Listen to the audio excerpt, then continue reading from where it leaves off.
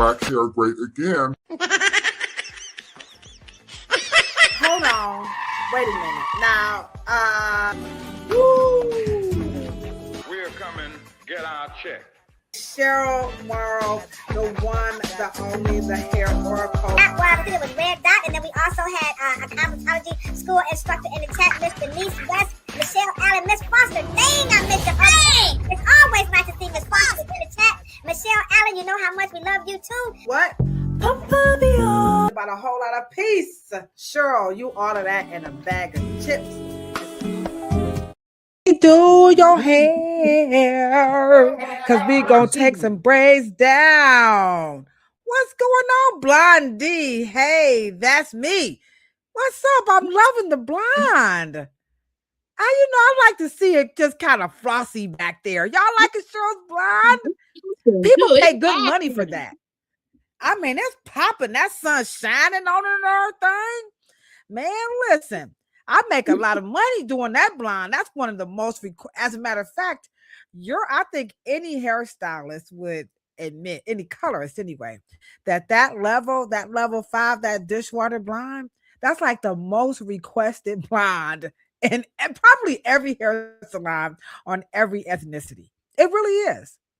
It goes with just about every skin tone. You can put any kind of blonde on it. You can highlight it with a golden and ash. You can do all types of stuff with that level. Just look at all the blondes. You can go from Jane Fonda, over to Mary J. Blige, though they're a high blonde, but we're talking about when you mix colors in. Yeah.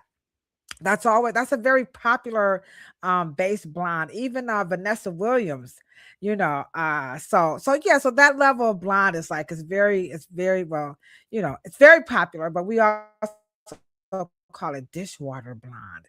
It's like not too dark, not too light, not too yellow, not too, it's just like the perfect, like muted, beigey, cool. It's that blonde talk, so anyway, I just had to get that off because I see it sitting up. I'm a colorist, so I see it. I see these things. What's going on in sunny San Diego, California? What's happening, good people? We see you guys coming in. It's me, your homegirl, Adosha Wright, and Cheryl Morrow, the hair oracle. What's going on in sunny San Diego, California?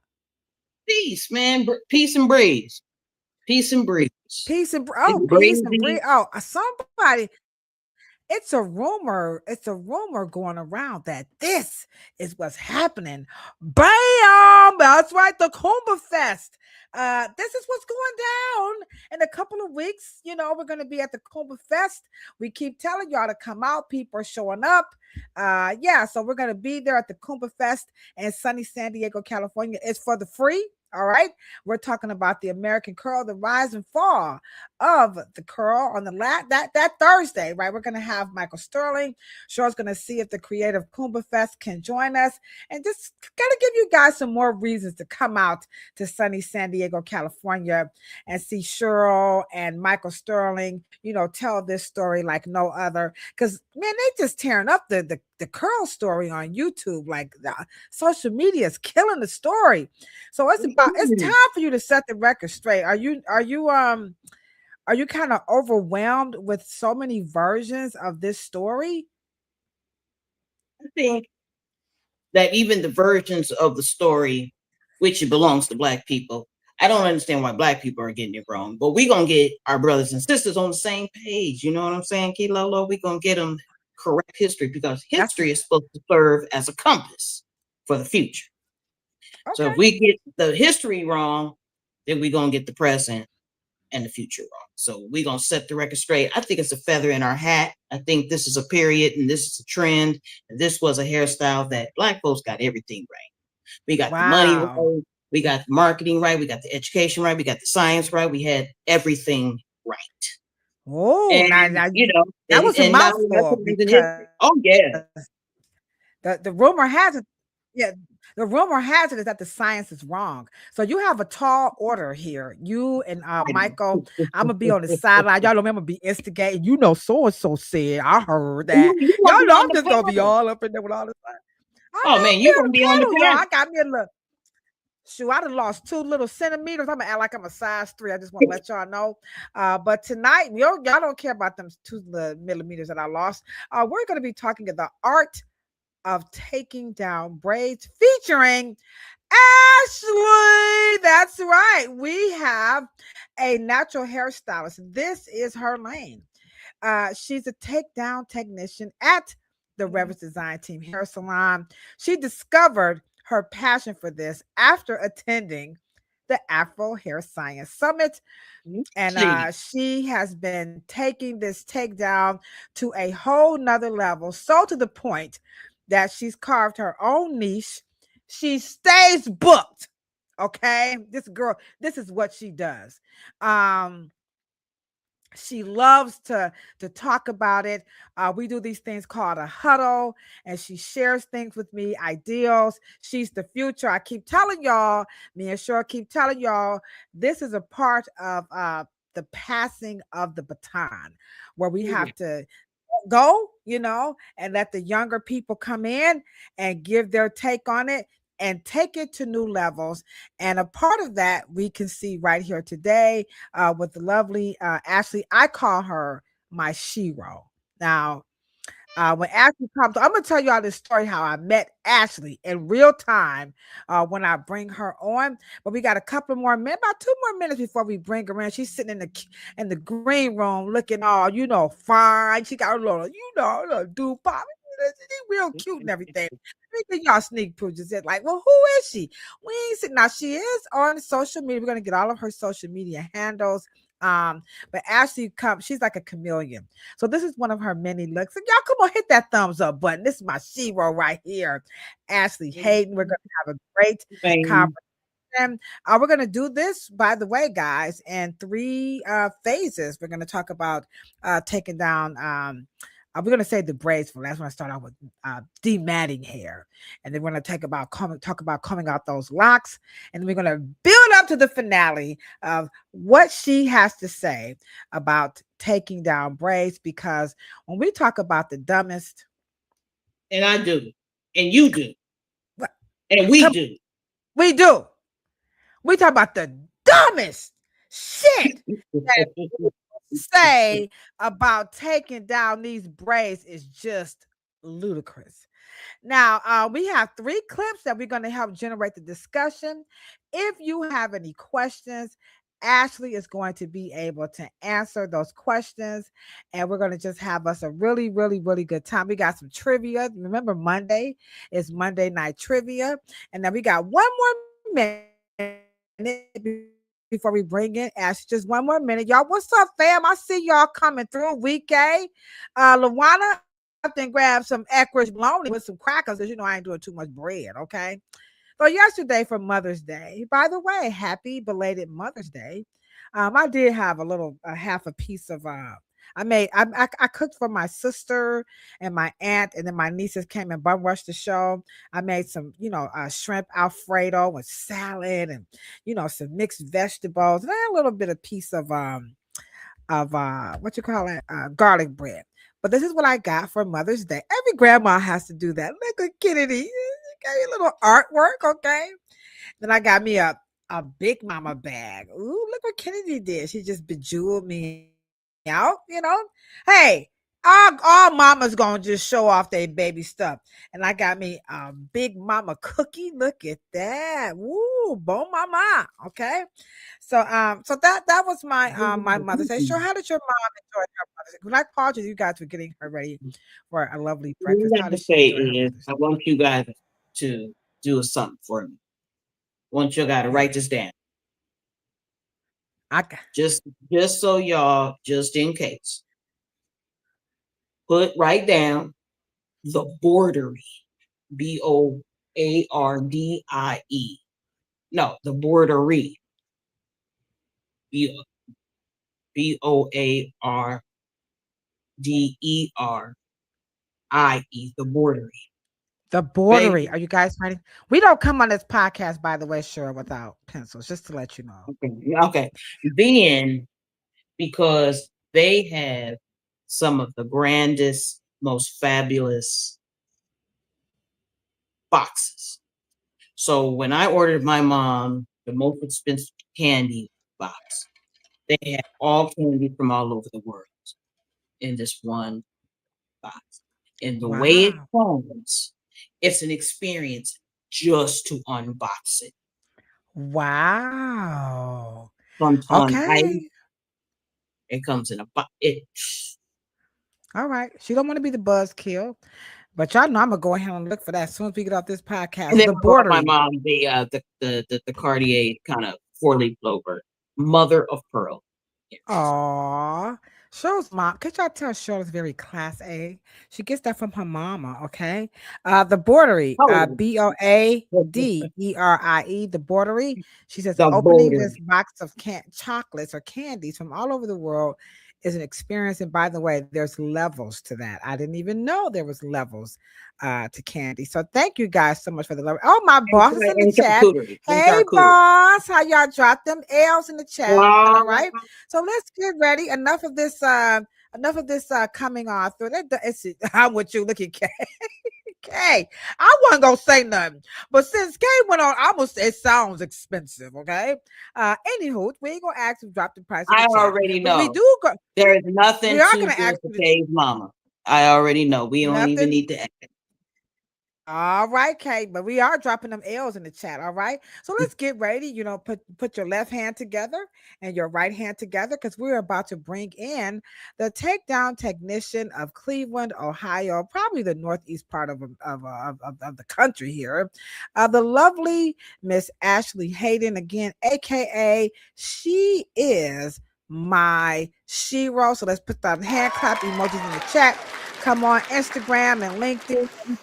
And the lovely Miss Ashley Hayden. Hey guys, thank you, Sheila, for the beautiful introduction. I'm excited to be here. Thank you for the beautiful introduction. She represents the narrative. She came ready. I see you, Ashley, coming through. Let's change What's the narrative. going on? Let's change the narrative. That's right. See what That's what I'm talking about. I'm trying to tell y'all. I believe the cheering of the future. I believe. All right. So we have lovely Ashley Hayden. We're going to be talking about the art of taking down braids. Now, this is probably a lot of people's lanes. When you come on the podcast, make sure you have your notes. To those of us, or to you guys, I'm sorry, who are new, welcome on Facebook, LinkedIn, YouTube, and of course, Instagram. This is actually a podcast that we got requested. So every now and then somebody will come into my inbox and say, hey, can you guys talk about this, talk about that? Now, typically we do this over on Thursday, but because this is for the public, again, we're talking about the dumbest, and we do mean the dumbest shit that people say about Black hair. It's the looseness, no pun intended, of taking down braids. That a lot of people get this wrong. So instead of Cheryl and I trying to, break it down, I was in the salon. I was like, Ashley, can you help a sister out? I thought she was trying to back out. Like, Ashley, don't back out on me. She was like, I'll be quiet. I got this. So let me just tell you, Cheryl, how I met Ashley. You guys are gonna love this. All right, this is a true story. And Cheryl, I probably told you this before, but you probably didn't know Ashley was the person. But anywho, maybe about, I don't know, was it 11, 12 years ago, something like that? Just about. I was invited to the Natural Hair Expo here in Cleveland. And Malika, I think that's her name, Malika. She owns the moniker and this was at the height of the natural hair show, So she yeah. So she brings this to Cleveland, maybe a little bit later. So she brings this to Cleveland, and I'm invited to do a workshop. This is a true story. And who can tell me what happened? Sure, just to speed up the time, but you could drop in the chat. Who could tell me what happened while I was about to present? I had already done a class, a little but I was time for me to go on stage, right? They have a little center stage. So what do you think happened when I got ready to go on stage to do my big discussion about what they don't tell you at the hair salon? This is before I even had the book. What do you think happened, Cheryl? I'm about to go on stage, y'all. Y'all better get ready for that. I was like, oh my God, this is my big. They would have said that.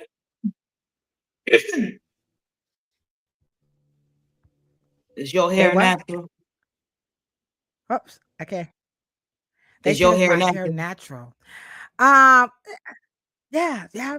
Well, before they actually was my hair natural, they actually kicked me out the show.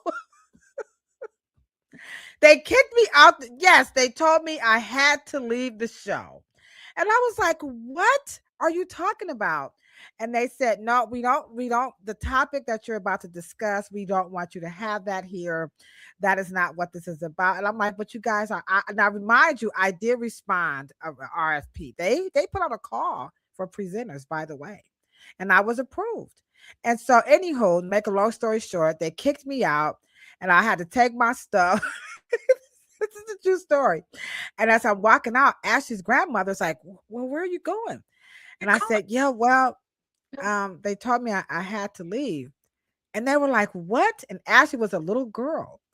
And so her grandmother said, well, we're going to follow you. And I'm not making this up.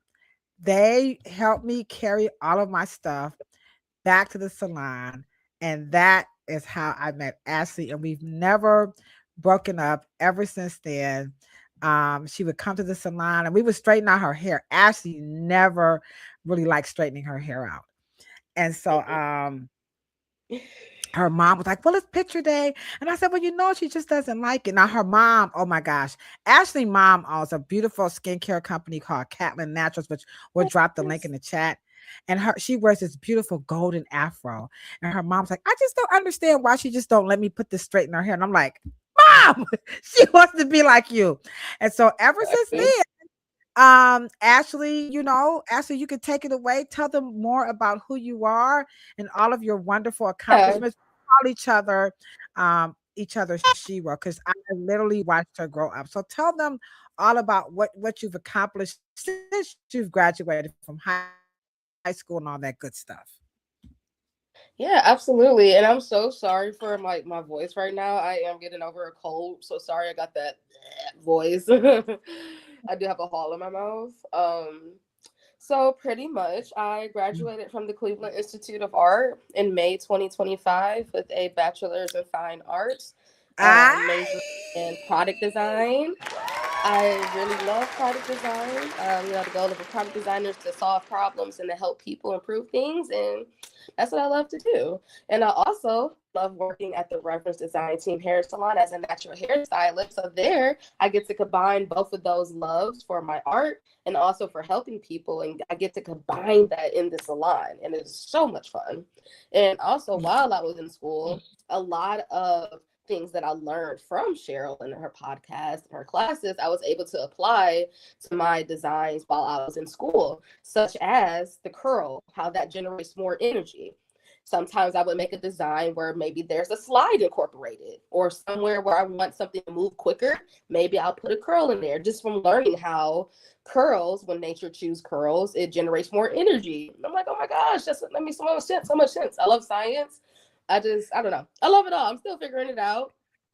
I just love it. Let me get one more hand clap. I'm sorry, y'all. I was a little excited. Let me calm down. Just one more hand clap, y'all. Oh, let's dive into these tangles. Yes, let's wait, dive. I'm so sorry. Go ahead. Okay. So we're talking about the tangles. So first, what is a tangle? So a tangle is when a hair strand becomes intertwined with one another, making it unable to comb through. Thus, terms like matted or knotted up hair strands tangle primarily due to friction, dryness, which ultimately leads to damage. So on a microscopic scale, which I'm going to show that on my phone here. I don't know if you guys can see that well. Okay, I'm kind of trying to show the cuticle layers. This is the hair strand. And these are the cuticle layers that are around that hair strand. And what's happening on a microscopic level is that these cuticle layers are getting hooked to each other. So if you ever seen like a microscopic view of like a cat's tongue, not like a Velcro, these raised cuticle layers, they snag onto the other hair strands, acting like a Velcro, and it causes the hair to pretty much like latch onto itself. And the longer that the hair is untreated while it's already doing that, the more and more and more and more and more tangled that it becomes. Right? Wow. Y'all like the way she came out the gate, Cheryl? I keep trying to tell y'all. She came out the gate.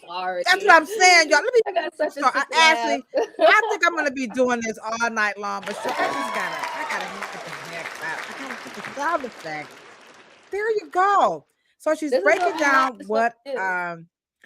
so we break down what a tangle is. Now, let me just say this. I was sharing with Cheryl when I first met her, Ashley, and Cheryl was like really grappling with this. Yeah. And maybe Cheryl, you could just kind of talk about, you know, your that this not combing of the hair, you know.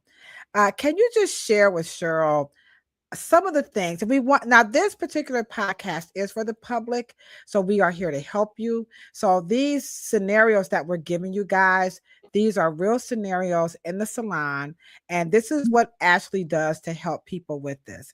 So can you just share with Cheryl some maybe top 3 or 4 things that you see in the salon when it comes to people not combing the hair out, maybe some reasons why they haven't combed it out, and the fear of combing and things of that nature. Because I was sharing that with Cheryl like when I first met her. So just to give it from another person's perspective. And then Cheryl, I'll have you talk a little bit about, that the combing and everything. Okay, go ahead, Ashley. Yeah.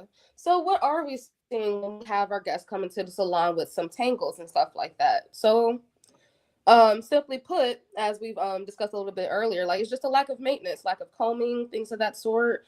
So some reasons for that could be some people just may not know how to take care of their hair. They may not have the proper knowledge on how to manage hair, and sometimes social media is to blame for that. You got all these crazy trends out there, the salt water or put eggs in your leg, all these things, you know. And another reason why these things may happen, life happens. I mean, people get super busy, people get sick, such as myself. Like I'm gonna have to detangle my hair soon. Or someone just maybe physically incapable of doing their own hair. It happens. Everybody's in different situations, and all of these things can happen to us. So that's why overall tangles are pretty normal. Like it happens. The goal is creating a routine to prevent these tangles from happening often or at all, because we're not doctors, but we are people and we do get it, you know. And we want Right. everyone to be educated and to be able to enjoy their hair with a good routine. Right. Okay. Now, when we come back, Ashley, we're going to talk about some of the challenges that people have with your recommendations. Now, Cheryl, your father has been, well, according to social media, your father invented the pick that was used to help us with our natural or virgin, unaltered, hair. Do you recall what sparked your father to actually go and want to find the right utensil for us to comb this afro hair? Number one, so what sparked him to actually do this? Number two, how did he, sell that to get people to actually use it? So we're going to pause there. We're going to switch over to Ashley to that, some of that fear or not knowing how to use it. So just a little history, because people think your father invented the pick and the afro comb and all this other good stuff. Mr. Morrow never says that. He never accepted it. But the period that we are living in now was exactly the time period we were living in then. However, there's a distinct difference, is that we should know how to comb our hair. The 60s were coming from the press and curl. So you had press and curl in the conch and the straight portion of our history. And so just combing real birth, natural hair with a tool that we had not seen over 200 years. So By the time the Ace regular comb that, of course, was supplied in the beauty supply, that was not conducive for what the Afro critical thinkers, the philosophers, the consciousness that was coming into the 1963, 1964 Black people. And they're coming out of the civil rights. And so, but Mr. Morrow instinctively understood that if he could get us to adapt a comb that we had not seen in 200 years, then he could get us to also adapt Afro contemporaries. And so that is where the word Afro began to become in the lexicon of Black people. And so he felt that if we saw the comb, oh my God, this is a symbol of Africa, that we would adapt. Then 5 years later, the actual hairstyle. So he was responsible for commercializing the Afro pick, which means that he wanted to put an Afro pick that we had not seen in 200 years into every Black household. So he was not the inventor. The Afro pick comb is tens of thousands of years old. It's an artifact. It's a historical artifact. Can I interject for just a very this is so superficial. Everybody likes to go to Google. And it says here, the modern Afro pick was invented by Willie Morrow in the 1960s. And what I would like to know is how come, now this petty, y'all know Kilolo. How come your father didn't want to take credit for, inventing it in its modern? Can we say, because it says that this is a modern. So can he did not want to take credit for the modern? Yeah, you have to remember, Mr. Morrow was not classically trained, nor was he really educated into the white thought of how to be the first. He was not interested in becoming the first of anything. He wanted to be a continuation of his great people. He didn't want to be isolated, because once you start doing that, you get into some ahistorical African history. Wow. So he didn't get that. He wanted to actually be what he actually did. And that is what white people or white America did not want to give him. He wanted to be the father of the Afro industrial revolution. He wanted to put the comb back into commerce so Black people can buy them, resell them, and create what we call a Afro commerce. Then he wanted to sell the Afro style, the education of how to cut it, the education of how. That is when the Department of Defense, not Department of War, then contracted him to go on every military base in every continent in the world to teach European barbers, Asian barbers, Latino barbers, Cuban barbers, Canadian barbers, and European barbers to be able to adopt.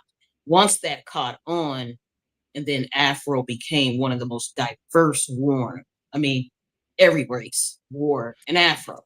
So he did this. Be responsible for the commerce, the industry, the capitalism, for the first time that Black people were able to make money off their Blackness. And this was all done before you said the Afro came into vogue? Sorry. Yeah, the Afro is a later phenomenon. Wow. Than the comb. It's the Afro comb reached America first. Then 3 to 4 years later, then the style came. Wow. Okay. The style didn't come before the comb. The comb came before the style. Wow. You learn something new every day. It's only here on the Afro Hair Science YouTube channel. We are talking America's favorite podcast about Afro hair. Are you getting the pure and unadulterated truth? not about the modesty that he didn't want to say he invented it or that he was the first, but I've never heard it put so eloquently, but that Dr. Morrow was about the continuation. But so now we have it in its order and how this came into play. And so now here we are over, 50, 60 plus years later, we have Ashley Hayden. Again, she is with the Reverence Design Team Hair Salon. Unmute your mic, Ashley, right quick. And she is a takedown technician. Yeah. She's also a natural hairstylist. Now, Ashley, you've heard Cheryl give us a nice, clear understanding of the Afro comb itself. But now in this modern day times, you said a couple of reasons why people are struggling with their hair. Number one, some just don't know how to do it. Number two, Yeah. some people may not have the time to do it. And then number three, some people physically can't do it. But we're going to take the physically can't do it and put them over to the side. So let's go into the people who don't know and the people who don't have the time. What we see in the salon a lot is that people are afraid to use the comb because they're afraid that the comb is going to snatch out their hair, and number two, is going to hurt. So I'm going to play a video, and this one is about dematting, because we're going to save the braids for last, okay? And though this is not Afro hair, it's a dematting process that really concerned you when you saw it, and I felt it very, appropriate for this. So we're talking about and I'm not saying this person here feared combing her hair, but we're just talking about the fear of combing it and that the comb hurts. So here's a quick little video. This is called, Cheryl, I don't know if you ever heard of this, and if you guys have, let me know. It's called sedation dematting. Sedation dematting. Here we go. This is a sedation dematting. So this guest came to us all the way from Arizona. She was fully aware that she was going to be sedated, and this was a completely free service offered by Tone Hair Salon and Gia Cosmetics with Dr. Jindal. That's the doctor there and the anesthesiologist. We safely put her under twilight anesthesia, and she was under for just about an hour and a half-ish, a little less. Now, something like this would have typically taken us at least 3 hours in the salon, and we didn't have to stop or take breaks. But more importantly, the client wasn't in any discomfort, no pain, and she was able to wake up and her hair was fully dematted. There was a team of 4 of us, plus an assistant helping out. We're definitely going to start doing more of these, but it was a lot. This was definitely different than something we've ever done, especially being hairstylists. But I want. All right, so the chat is like, woo. Now, Ashley brought this to my attention. I shared it with Cheryl. So we don't know why the woman, that they said this was her second time that she had this, situation with her hair being severely, matted. So I'm using this as one that's really strange. So how many people, Ashley, before you talk about what dematting is, I mean, how you demat hair, things of that nature. Sure. What's your thoughts? And you guys in the chat, feel free to chime in. Sedating a person to get their hair combed out. What's your thoughts on that professionally, just professionally? Well, you can say personally. This is a podcast, so you can put your personal 2 cents. Because now one of the things that bothers me about it being her second time, because first of all, it costs money. And I maybe Ashley can shed some light on about how much money that is. And I don't know how practical the service is in terms of, or even how the license connects to what we call the risk factor, or do they sign anything about, because that can go very wrong. You mean the sedation? Well, you're because the anesthesiologist, you have to slow the heart rate down. That's what makes you go to sleep. Right. And I don't know if dematting is worth all of that health. I don't know how they reconcile that, but that's my opinion. All right, okay. So now here's the thing, Ashley. I'm gonna turn it over to you. What's up, Yeah. Instagram? We see you over there. My best friend is over there, helping us keep it live over on Instagram. We appreciate everybody for joining us. And in case you just came in, we have Ashley Hayden. She is a takedown technician and natural hairstylist at the Reverence Design Team Hair Salon. We're talking about the art of taking down braids and dematting hair. Before she answers the question, I can hear Week A now saying, Cheryl, show them what they need to do to help change the narrative about the art of taking down braids and dematting hair. Here we go, guys. Bam. Pampa me on, pampa me on.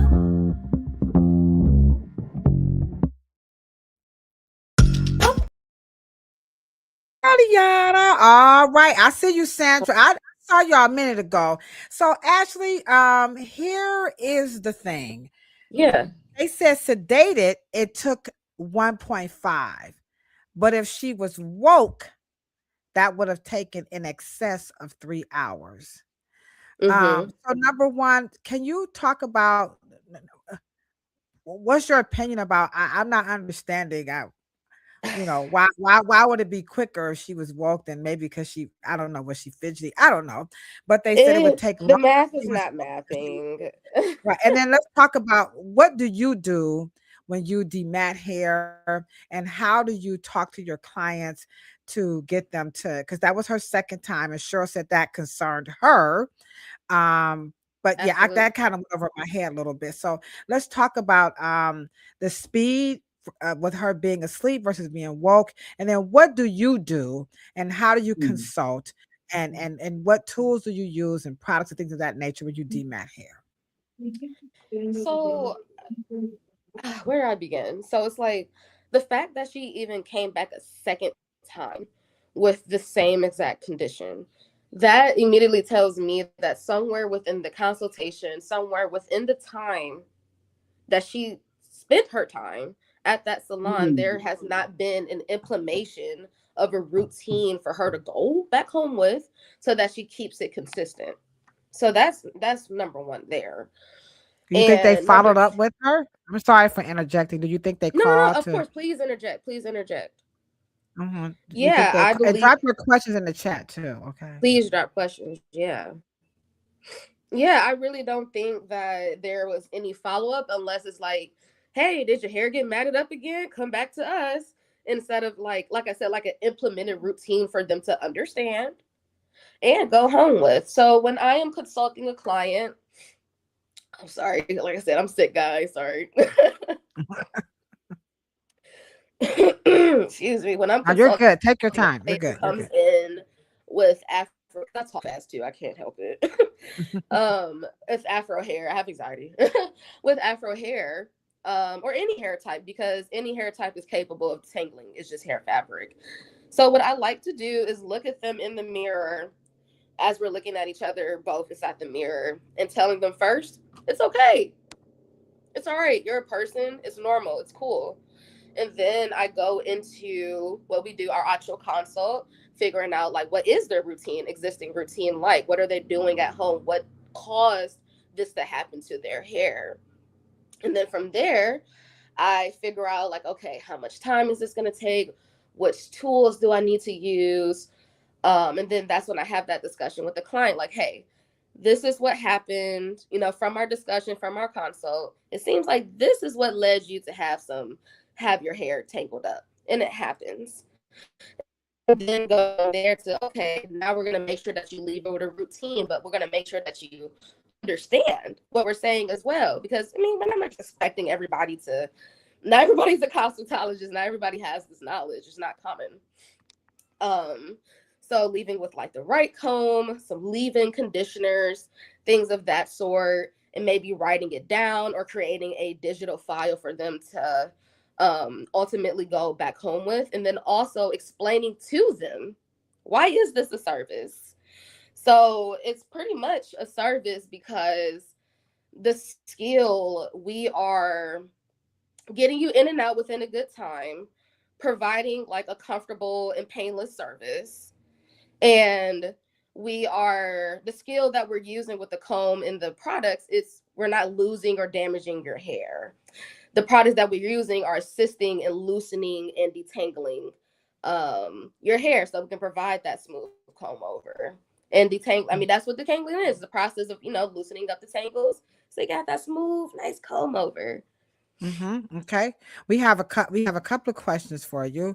Number one, have you ever recommended that someone cuts their hair off? Have you ever No, said, never, Ladosha, never, you just got to cut this off?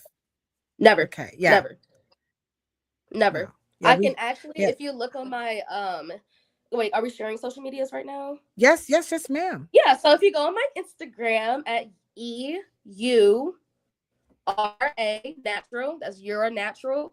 I posted a video of one of my favorite detangles I did, and I'll actually be reaching out to that client soon just to see how her hair is doing, if she's, you know, following the routine, how everything's going.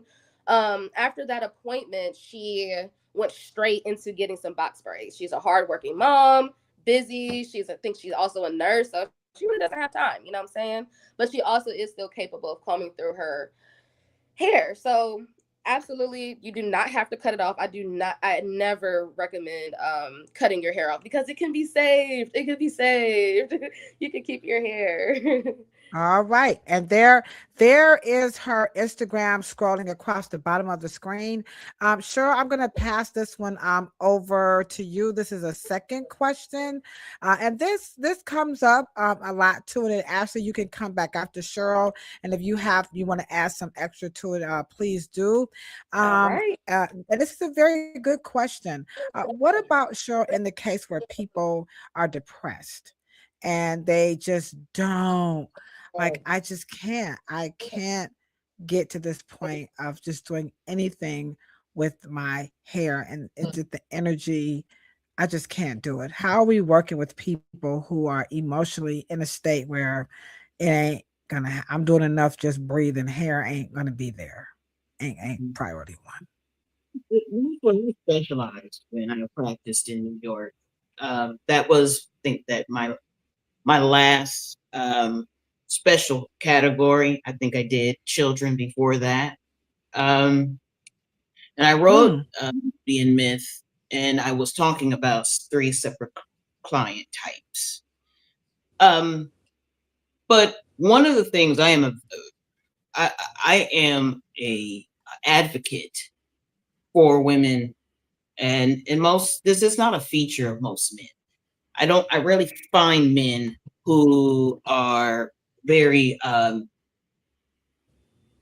connect their depression or emotional nervous system issues that is conjunction with their hair. It is a feature of women.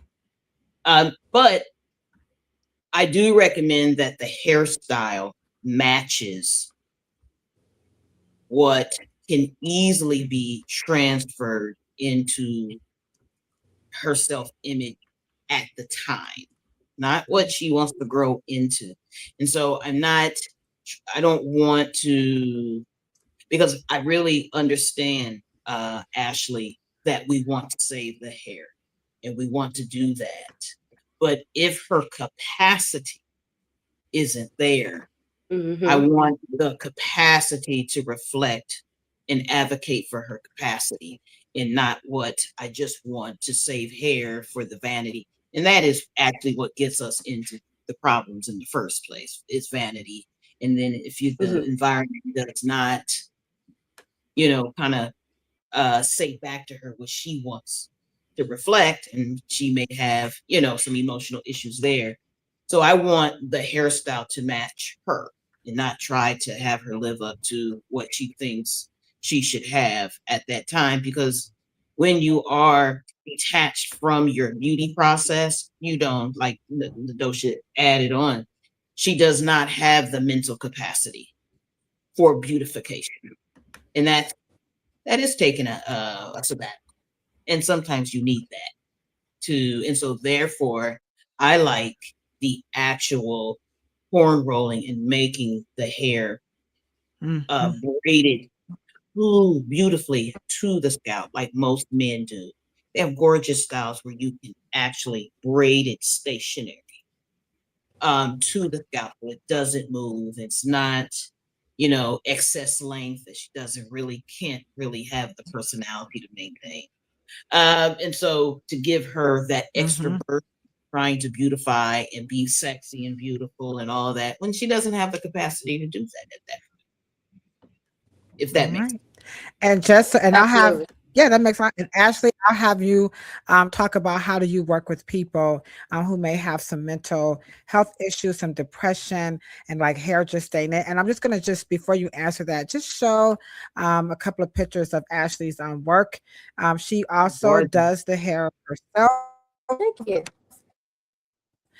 She takes a lot of care and concern. She's not a trending type of a trendy, natural hairstylist where she does, things that are not for the health of the hair and the scalp. This picture definitely captures that. Just some really soft, twisting up of the locks, not trying to pull no baby hairs down. And she's not really, not that she doesn't know how to do that, but to Cheryl's point of just respecting, and understanding where a person may or may not be in their hair care, not beautification, but hair care journey. Ashley, how do you work with people who have some depression and hair is just, it ain't gonna happen right now, Right. So kind of bouncing off of what Cheryl said, like making sure that the hairstyle, the hair service matches the person. So if someone is telling you like, hey, I'm not like taking down my hair at home, like I'm just not doing this, or I kind of like try to test it out. You said like we're taking away the physical incapabilities, period, focusing on what a person can do.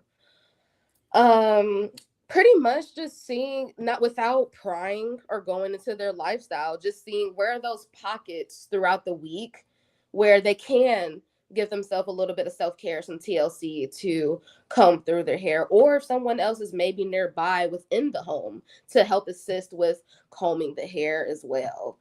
So that's kind of like my approach to someone who is struggling with depression, which that depression may be affecting how they're taking care of their hair. Right. That's a good. These are great questions. Go ahead. Were you going to say something? Sure. I'm sorry. Go ahead. Do you remember the scene in Color Purple? What was the first thing that Celie did for Suge Avery? I don't remember. I don't remember. but it was brushing and cleansing and washing her hair. It was washing her hair. It was giving her the whole support of bathing and the whole support of we call it self-care, but it was reconnecting her back to and it's it's really about emotional connecting. And then when a hairstylist such as yourself, Ashley, and you too, Dosha, when we as professionals say to them, we're going to support you. And it's because fascination, needs to hood is high art. And it does take time. And just because you don't have that doesn't mean you cannot look, presentable to go to the store, to go to wherever yoga, wherever you want and you feel you need to do. And so there is an added pressure that we can take away. Yeah. And I think that's a myth before we go right into taking combing out locks. I sent Cheryl a podcast last night where this woman, I think they were over in the UK somewhere, and she was giving this, they had this whole podcast that was pretty much she had become a hair consultant. All right, guys. She was what was she? Accountant. She was an accountant by trade, but she had become a hair consultant by listening to other hair people and bloggers. And so now she has this lucrative career teaching people, consulting with them about their hair. And the myth that she was pushing was that hair professionals do not teach people how to take care of their hair at home. Ashley, what do you say? What do you say about people who say that natural hairstylists, cosmetologists, like barbers, hair professionals in general, we don't do that? What do you say? Talk about that a little bit.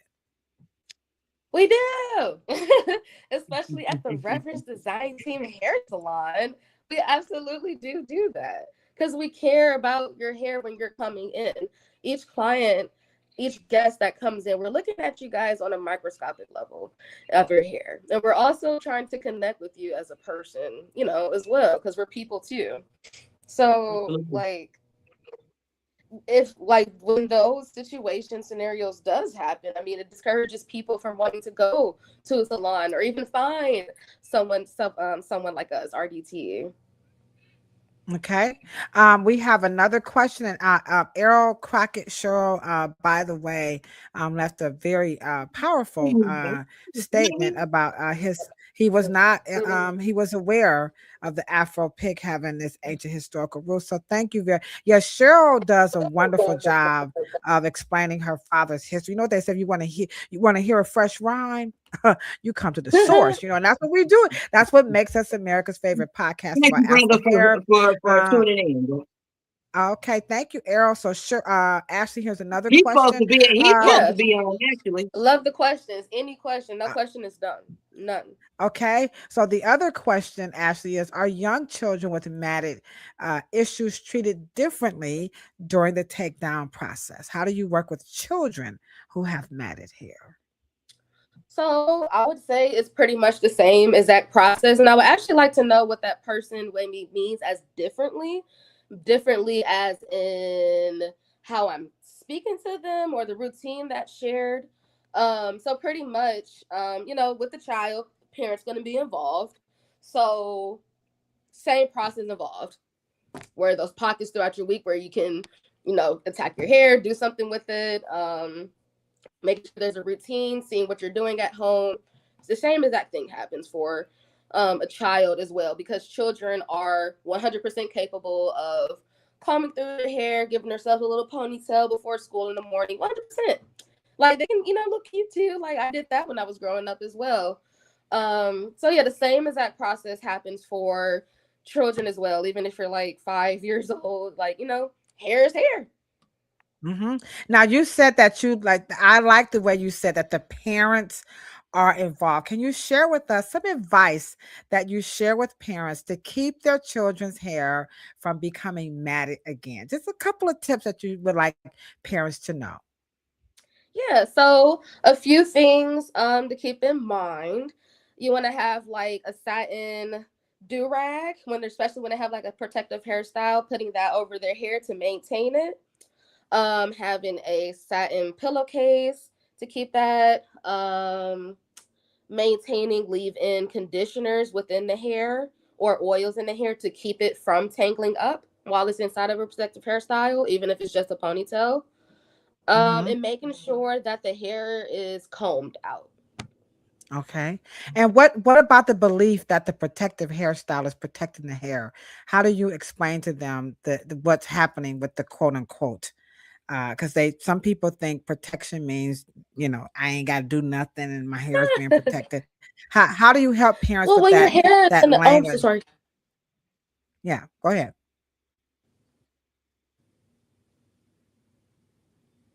Did you get it? Did I get it to you? Did you hear the question? I'm sorry. It's a little delay there. Okay. Can you hear us, Ashley? Sorry, my connection is like lagging. Okay, no problem. So we just wanted to know. But I think I heard your question. Yeah. Go ahead. Wait, say it one more time. I'm sorry. Okay, here we go. How do you help parents understand? Because some people think that the protective hairstyles is quote unquote protecting the hair, or that they don't have to do anything. Right. They could just wait. How do you help parents understand their involvement during this quote unquote protective hairstyle phase or period? Yes. So a protective hairstyle is meant to, it keeps your hair from tangling up, but it's also a low maintenance way of taking care of your hair. So you still have to make sure you're spraying leave-in conditioners such as a satin tame, or using oils to spread throughout the scalp to make sure that the hair, while it is still inside the protective hairstyle, isn't becoming tangled. Or also so that when you're taking down that style, that it's a smooth process and that you're not losing or having damaged hair. When you are constantly putting leave-in conditioners, oil, stuff like that, not drenching, but just make sure a little damp here and there once a day, that keeps your hair strong while it's inside of the protective hairstyle. The protective hairstyle is just the Name. foundation, I'm so that you sorry. don't have to, put your hair in a style every single day. Put your hair in a style every single day. You wake up, it's already done. So, yeah, like protective hairstyles are meant to be, in my opinion, like low maintenance. Like you're just making sure that it's moisturized so that when you take it out, your hair's still there. Okay. All right. So you don't want people to think that because the hair is braided up in the name protective, that there's nothing that you have to do to the hair. Okay. Correct. All right. Because there is a belief, you hear a lot of language that these hairstyles are something because they're called protection, that you don't have to do anything. And so we just want you guys to that you understand that you need to put something on the hair pretty much to keep it from sticking and matting.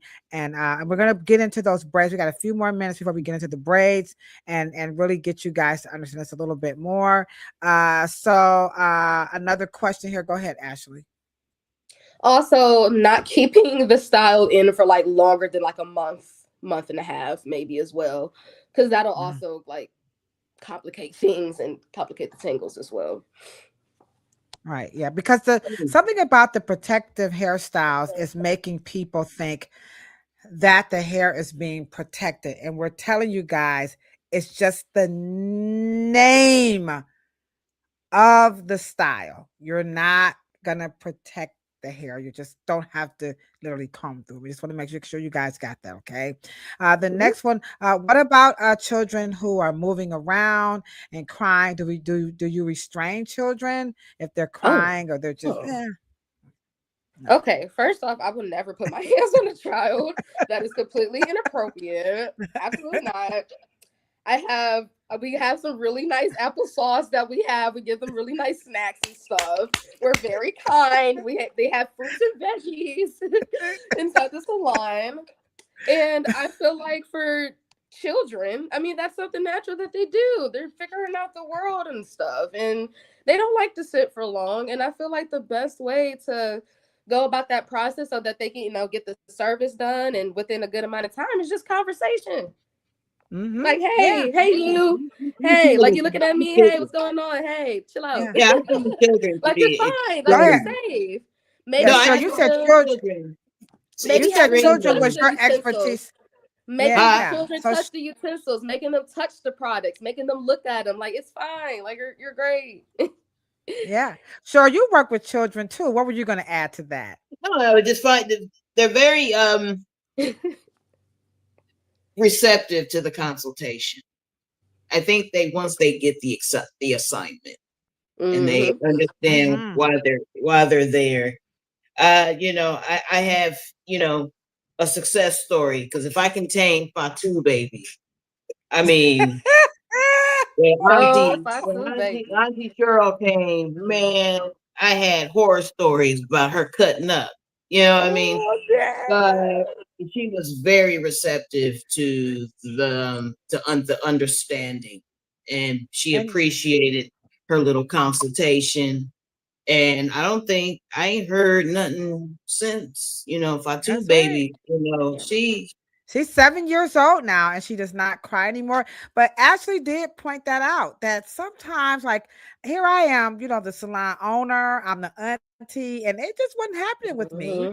So I confided to Cheryl so that we could get some help, because sometimes we just can't. And that's what Ashley is telling you guys.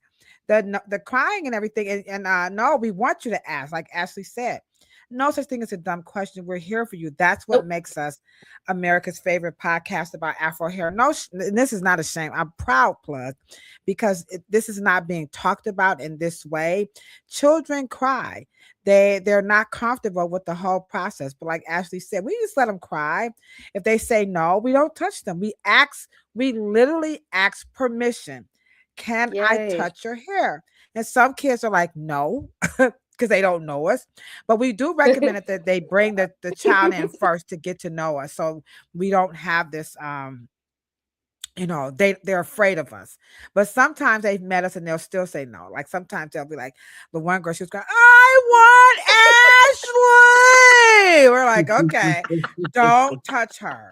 She only wants Ashley, So they're little people. We have to respect them. And then, like Cheryl said, they get it though. The children, they definitely get it. And like Ashley said, we have them touch the comb, and we give them applesauce. We'll ask them like, "What's your favorite food?"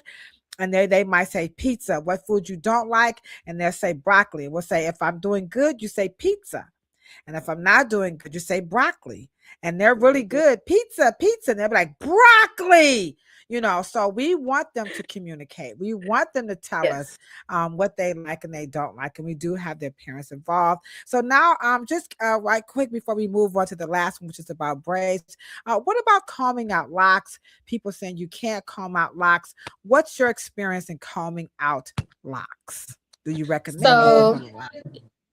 Yeah, so it is one of those things where it is a lot of maintenance and a lot of like tugging on the scalp and things of that sort, but it is possible and it can be done with a less damaging process. So with detangling locks or hair that is like, super duper matted where it kind of looks like a formed lock, or if you guys are familiar with what The Weeknd looked like back in like 2014, with like those big wicks, things of that sort, you want to use a leave-in conditioner. You want to use a thick leave-in conditioner to bring down the pH balance of the hair so that the hair can react to the leave-in conditioner as you are taking your hair and you're just pulling it in different directions, very gently, not hard, but pulling it very gently. And as you're doing that, is loosening up the hair.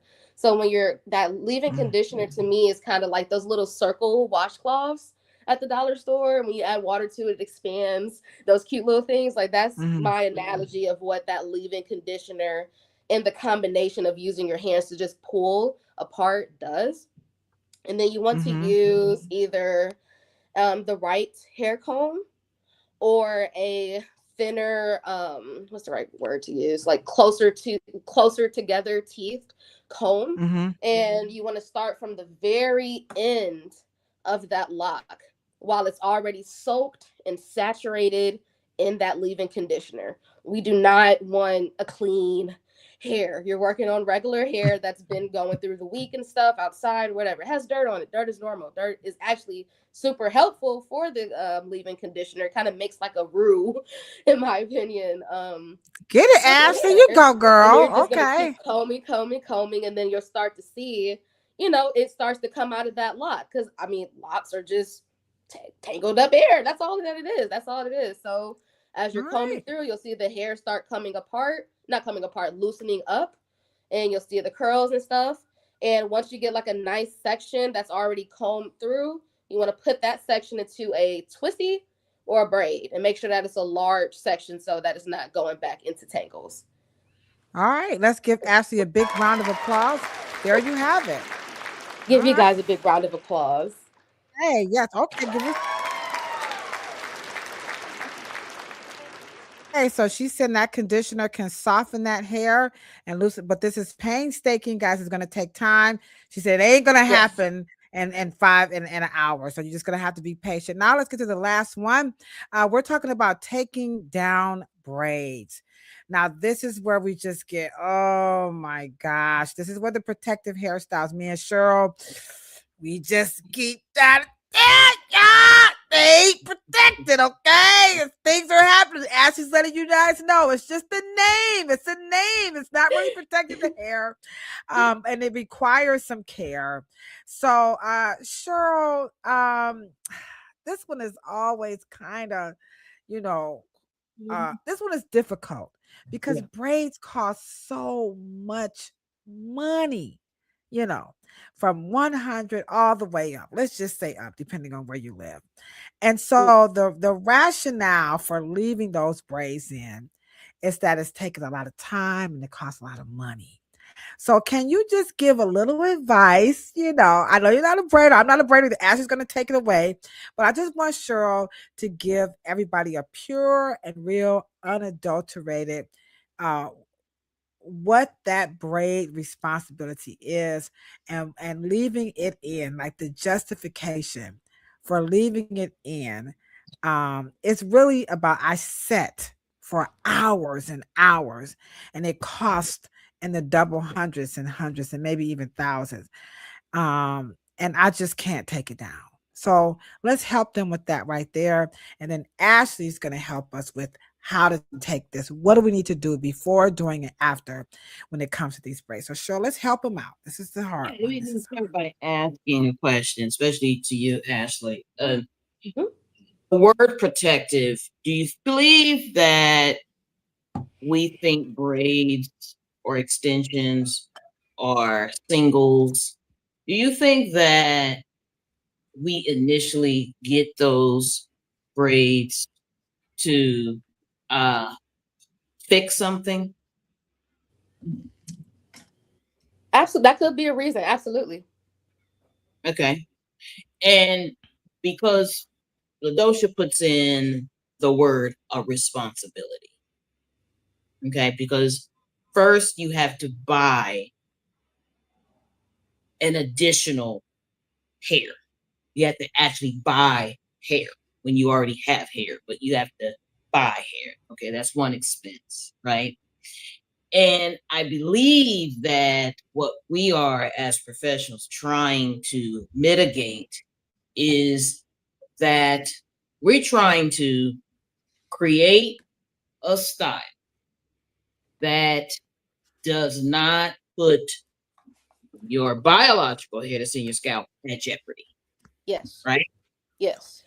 Now, do you believe that before anyone starts braiding, that they actually tell them, when I take it down or you take it down, that hair is going to come out? Do you think that they are aware of that? Yes. Okay. Now, do they feel that they have less hair than what they started out? Depending. Yes. Yeah. Yeah. You think they feel that? Some people can feel that way. I guess depending on how the style was applied and how long the style was in their hair. Do you think braiders also ask them at the start, how long are you going to keep this in? Asking them, no, but more so suggesting to them how long it should be in their hair. Okay. And you'll have clients who say, like, well, I want to keep this in for 3 months, or I want to keep this in for 4 months, you know? And then that's when the braider. Yeah. I'm sorry. Yeah, because it behooves us to be able to change the word for them. Because I think that because we call it that, and that's that social responsibility, I think it's an industry responsibility for us to give them another word. Because I think that they are by the time they choose individuals and they choose the braids and the locks, they are preparing themselves to create another lifestyle where it doesn't include their hair. Right. I see what you're saying. Right. Right. I think I think the protective part, I don't think they want to say, and maybe it's inappropriate for them to say, maybe it's culturally inappropriate, maybe it's kind of socially incorrect to say, I want a lifestyle that I have an instant look without, I want to wake up like a white girl. I want to wake up and not have to I don't think that that's what they want to say. So if they use words to cover up the emotional words that they don't want to say. Do you think that it's socially inappropriate? You know, I mean, I know it's socially inappropriate. Yeah, but 100%. I think that we should get it out to make it kind of socially appropriate if that's what they're trying to do. Uh-huh. Because our term fix comes in. Right. And so the notion, that responsibility of walking them through the whole process, and for us to just deal with, as you say, the Afro elephant in the room. Are you trying to not do your hair? Yeah. Then we can create styles that will match that.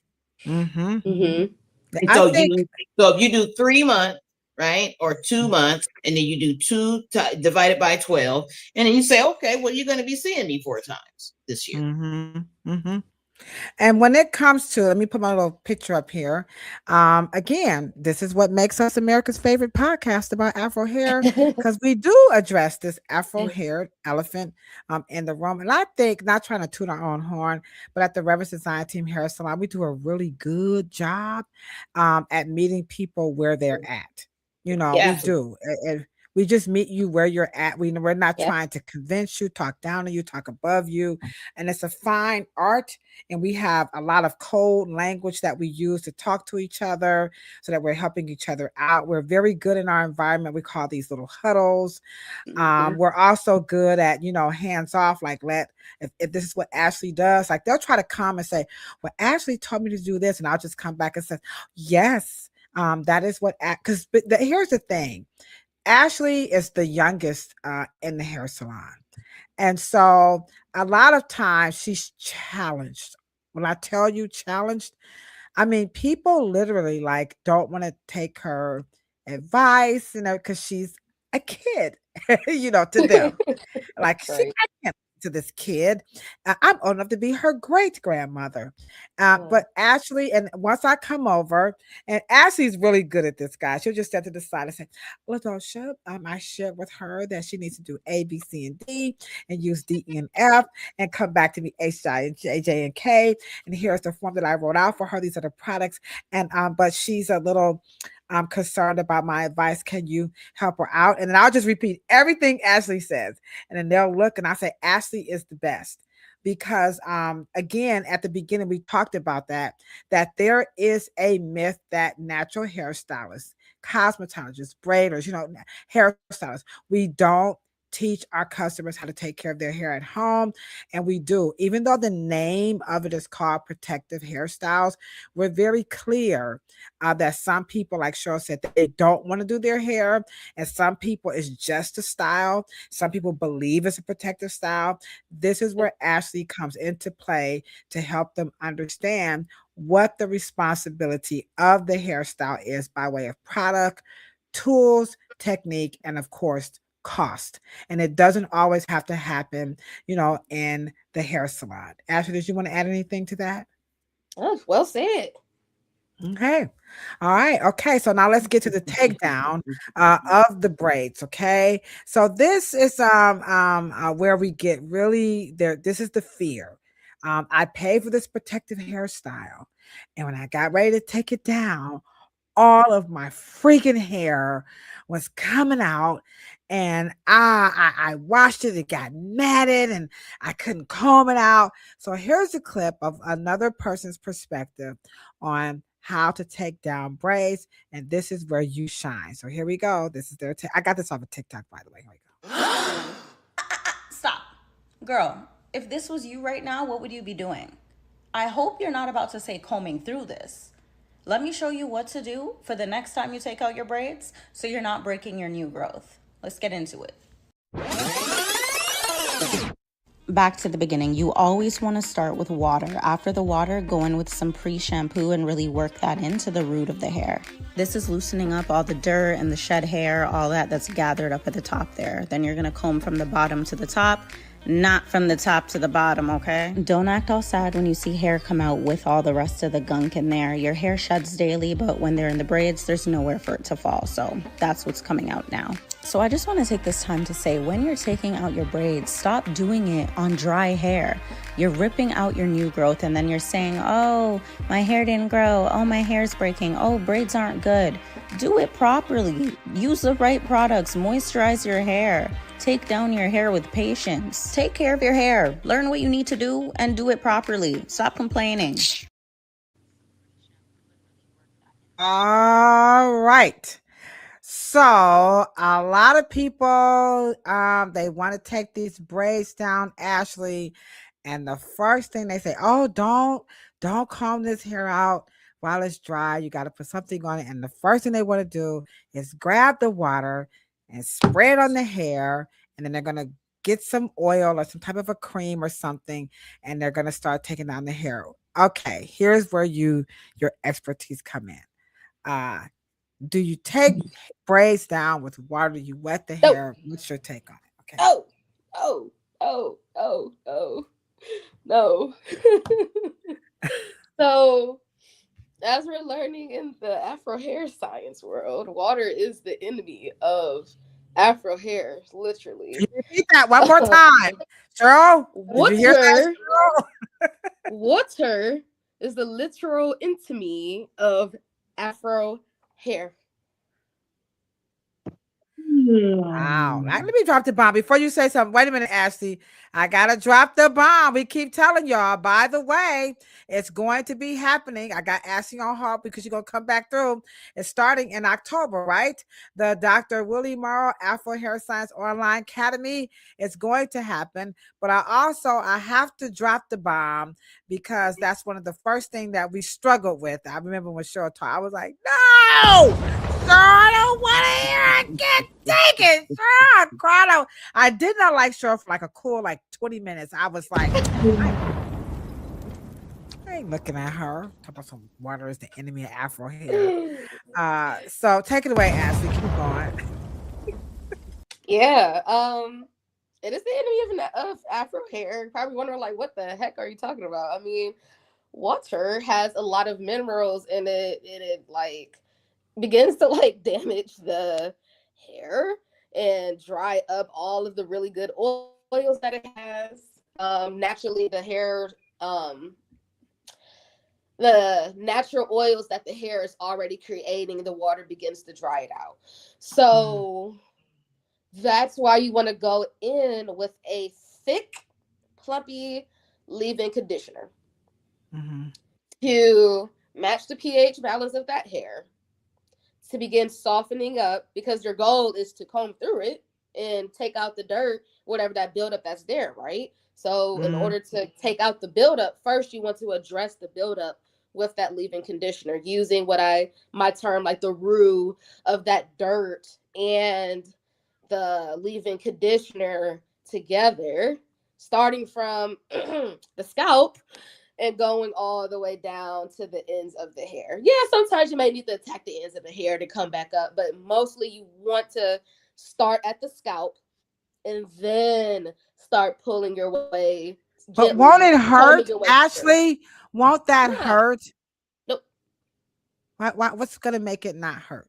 The reason that's the why, other thing. Okay. That's why people I don't want to take it down because it hurt. Ashley, it hurts. Right. When we're not using a leave-in conditioner, it will hurt. Why? Because it's dry. It's just dry. It's just the dryness. So when you're pulling on that dry hair, it hurts. Can I ask you a question? Okay, go ahead. Right. So y'all put all, not just YouTube, but the world. The questions as well. Now you guys can put all of stuff. Well, okay. Let me just do a logic. Okay, so it would assume take down the braid, and you have some buildup. That's the little white stuff, right? Okay, so something's already in it, right? Something's already had been in it, because you wouldn't have the knots in, yeah. Well, the goo. the buildup, right? Right, the Right. glue. Right. So obviously something is in there.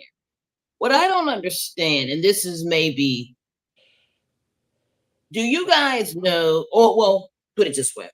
You guys have been saying for 26 years that you don't like shrinkage, right? Am I right, Ashley? They've been saying 26 years, right? Yeah. 26 years, shrinkage, right? So that would mean that when you spray water, the hair is going to do what? It's going to contract. We did that together. Why Ashley. would you? Right. If the hair is already this, flat, straight, why don't you just comb that out? Why would you spray water and let the hair contract and get tighter, then comb it out? I don't. Because can I just say this? Because they think the water is going to moisturize the hair. Right. Now, y'all, come on now, y'all. I ain't the only one. See, they see water as a moisturizer. Right. And I think they forget what Ashley is asking you to do is put a polymer. Put something that can give it some weight, right? Yes. Get all the to go in one direction. And then you can use the thickness of the cream to what we call do a surfactant, just loosen up the spring. Because if let's say if you have a what do they call a slinky? It is already stretched out, right? It's stretched out. Why would you want it to go this way and then comb it out? Why don't you want it to go further, slicker, more surfactant, more surface? Because the more polymer you use, the less surface tension you have. The surface tension is what makes, and she addressed that earlier, it makes it want to wound.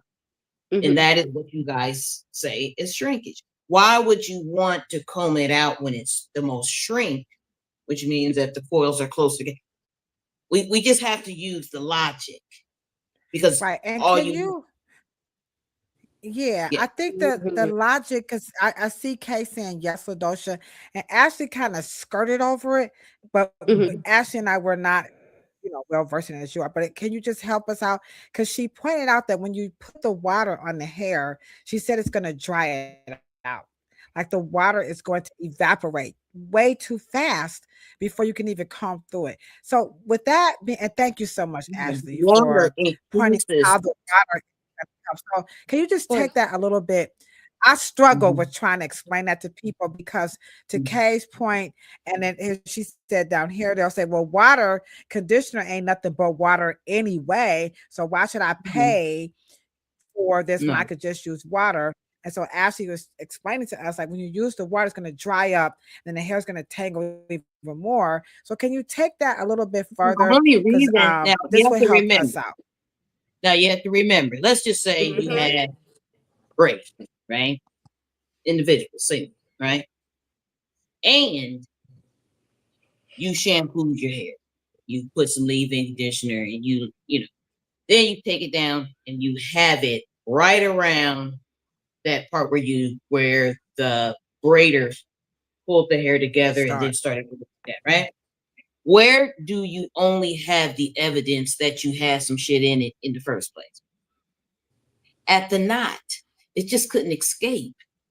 But it ain't in the hair. It's just wounded in the knot because the knot could not release what you put in it.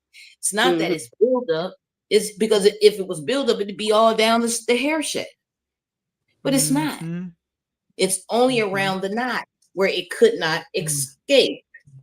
So when you take it down, you can see that little white ring, but it's not, but the whole hair. But what I'm basically saying is that the braid part does have where it can permeate and then it can be rinsed out.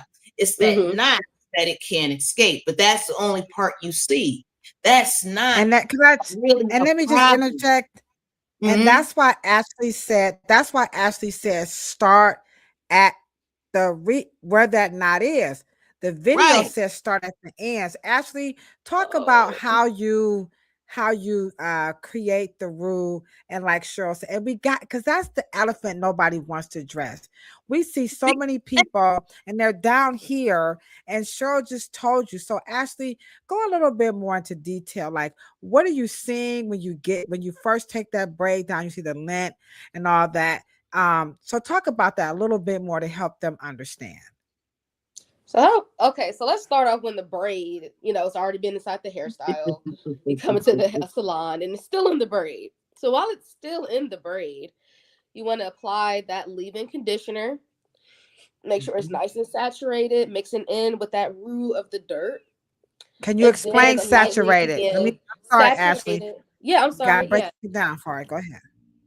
Yeah, so saturated by not just like damp, but imagine like a washcloth and you just dipped it in some water and it's like that. You kind of want it drenched. You wanted a nice level of you want it a juicy. drippy, nice and drippy, pretty drippy, pretty juicy and drippy, pretty much. Okay. So then we're gonna take a comb or our fingers and gently take down the braid. So once you take away whether the style had weave in it or not, you're going to remove that weave, say the weave wasn't there. Now we're just left with the hair, and you have the buildup right here. Right. So we're going to go with some more leave-in conditioner. I know. Right. Some more. Mm-hmm. Gently just pulling it apart, just pulling it in different directions. I'm not saying, whoa, just different directions. Okay, that's it. And they're gonna take that comb and just start from the scalp and go. But is it really that easy? Is it really that easy, Ashley? Because you're making it seem like it's that. I would say it's easy to learn. How about that? Okay. Come How about that? Give it up for the youth. Come on. It's easy to learn. Yeah, because they're ripping people off with this. When you start down here, guys, I'm telling y'all, you're in the danger zone. Cheryl just explained to you this part of the hair. Ashley just told you it's fine. Yes. It's at that knot is where you really want that magic, and it's gotta be juicy. Go ahead, Cheryl. Go ahead. You guys do this every day. Y'all got some sticky ass sugary shit on your counter. Y'all gonna get that up with some water. Try it again. Y'all gonna put some soap on that naked and break up, because cations, same attract same. Molecules attract molecules. Put oil on it to loosen it up. Don't put no water on it. That shit ain't gonna get nothing up. It's only gonna spread the shit around. Stop that. Y'all get a stain in your carpet. Y'all don't get in there and then get no water. It'll make the stain will start like this and end up like this. Because water makes things move. Okay. It triggers movement. It doesn't trigger release. It doesn't trigger that. You got a shirt that is shrunk. You're going to just keep pulling it? No, you're going to submerge it back into some a polymer with the right ions in it, and then you're going to loosen up the fiber, and then you're going to return it back to the size. Water makes it go the other way. You put a sweater in there that ain't supposed to be get no water, supposed to be dry clean, that shit gonna be this big. Then you're gonna say, oh, it's shrunk. Okay. All we're saying is that what Ashley is saying, like attracts like. Use another cation. You got to use an oil base to be able to, can't wet it to dismantle. You can't wet it to release. You have to oil it because it's a surfactant that's on it. It's not, and some people, and there's another man, just because something, it is better to detangle, mat, and release something that is dry than it is wet.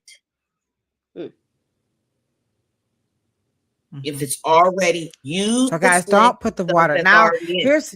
Yeah, go ahead. We're good. All right, make that rule. Ashley, you need to coin that term. Make a rule. Make a rule. Okay. So here's the last piece before we get up out of here. Now you got to use a comb. You got somehow you got to get this stuff out. A little take on what to use to comb the hair out. So here we go, guys. And so far, this duo, I'm taking down my braids, and I got this tool from TikTok Shop. I've been seeing it on my timeline. It's called the Unbraider, and it's supposed to significantly reduce your time taking down your braids. It has two different sides. I don't know, one's for bigger braids, one for smaller braids. It comes with two of these attachments. It's called the precision hook to like really help take down individual braids. TikTok girlies are saying this duo, the detangling spray from Sacred plus the Unbraider, is supposed to be chef's kiss. I'm using it so far. I've done this little section up here and it's been working really well. So I'm going to show y'all. This is a heavy duty brush. This thing is not a flimsy piece of plastic. It's heavy duty. So you won't really be able to like rake through it. Saturated from root to tip. Probably cuts the time in half. This makes it so much easier. I'm taking a handful at a time. I'm using it so far. I've done this little section up here.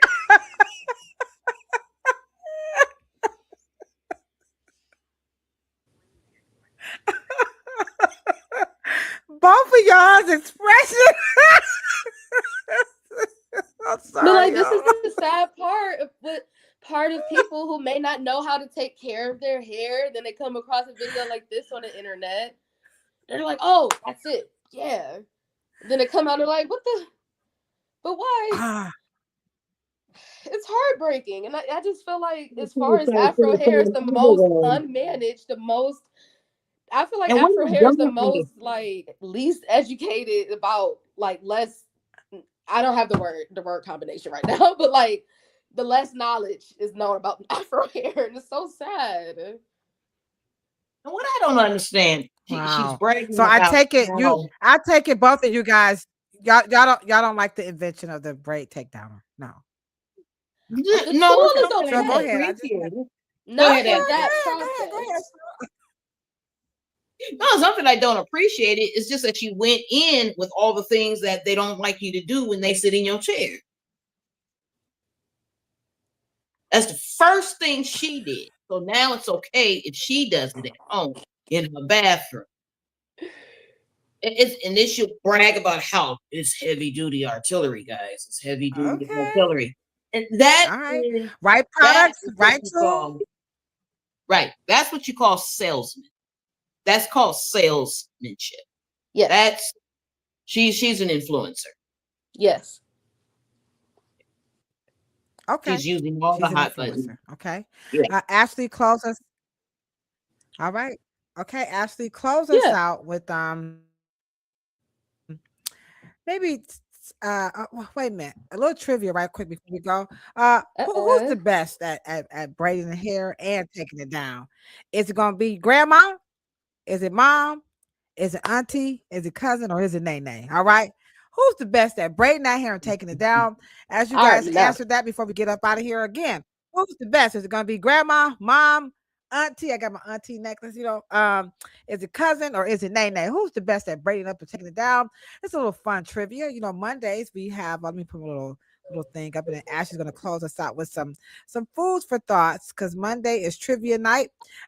So again, who's the best at it, guys? We just want to know, what do you guys think? Spread the love for Monday night trivia. Fun, big laughters, and major shout outs. All right. Okay, right quick, we're about to get up out of here. Ashley, any closing thoughts on this taking down braids you want people to know for sure? Overall, when we're taking down a braids, you want to use a leave-in conditioner. 100%. Use that leave-in conditioner, and you want to gently pull your hair in different directions to loosen up that dirt and that buildup that is existing in your hair from the style being in there for a month or so. Okay. How long you want them to leave those braids in? Any recommendation? A month and a half. A month and a half is no pushing more than it, a month and a but half. really Don't leave them in.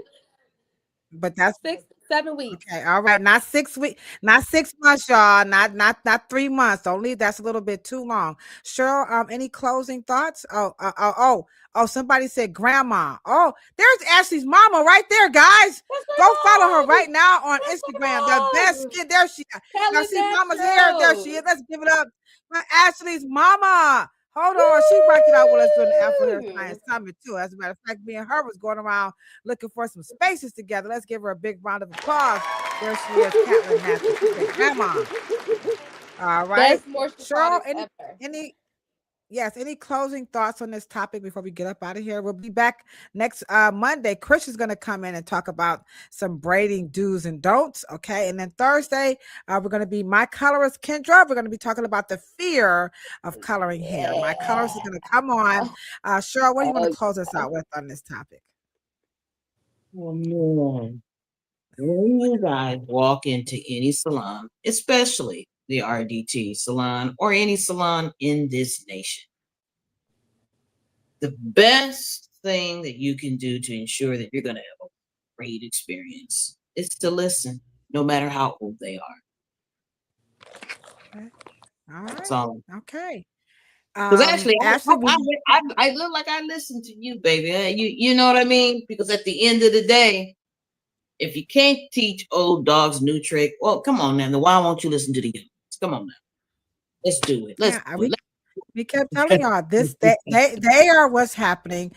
Ashley, we got Kay saying we hope you can come back with us and do another appearance. That would be lovely. Oh, heck yeah. Ashley, come on. Maybe Ashley can give us a detangling tip, a quarterly detangling tip from Ashley. So we can do something like that and have Ashley come back and drop some knowledge with us.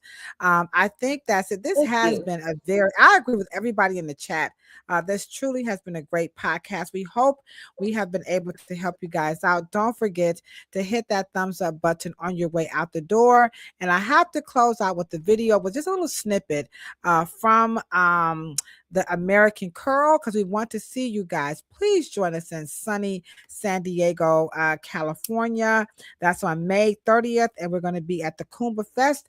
And Ashley, thank you for helping us change the narrative about the art of taking down braids. So let's get ready to look at this snippet, and you guys have a wonderful night. You know, we say we're signing out. A whole lot of peace, a whole lot of love, and a whole lot of hair. But remember, if you ain't got it, don't want to, can't stand the hair, you plan on cutting it off, or we say don't even worry about that, because bald heads are beautiful too, and so are you.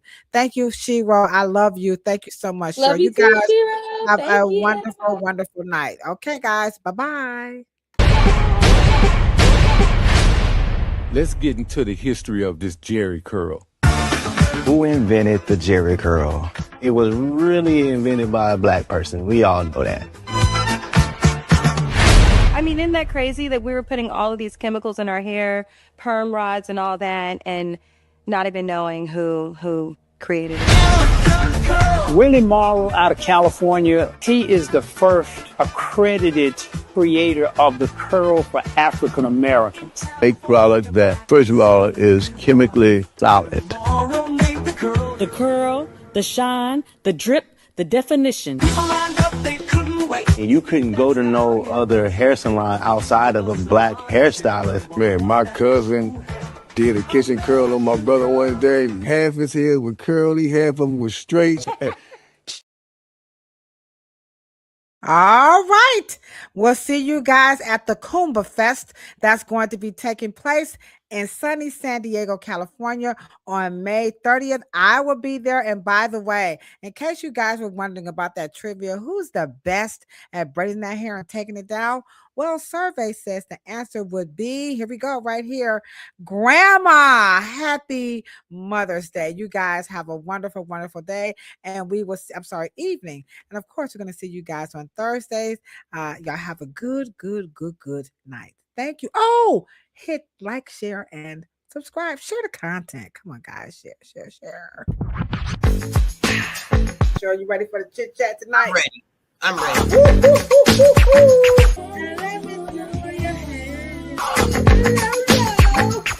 Bam, bam. He or she said, cancel this damn song. They hate it. What? Hold on. Wait a minute. Make black hair great again. Hold on. Wait a minute. Now, We're coming. Get our check. Cheryl Morrow, the one, the only, the hair oracle. That was Red Dot, and then we also had a cosmetology school instructor in the chat, Miss Denise West, Michelle Allen, Miss Foster. Dang, I missed her. Hey! It's always nice to see Miss Foster in the chat. Michelle Allen, you know how much we love you too. What? About a whole lot of peace. Cheryl, you order that in a bag of chips.